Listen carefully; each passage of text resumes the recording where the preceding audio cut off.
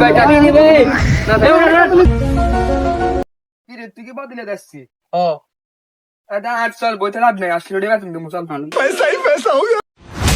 টিয়া 900 দেমু চল আনলো কাম কর। দেখেন ভাই আয় গরিব মানুষ আর টিয়ার খুব দরকার ভাই আয় যাই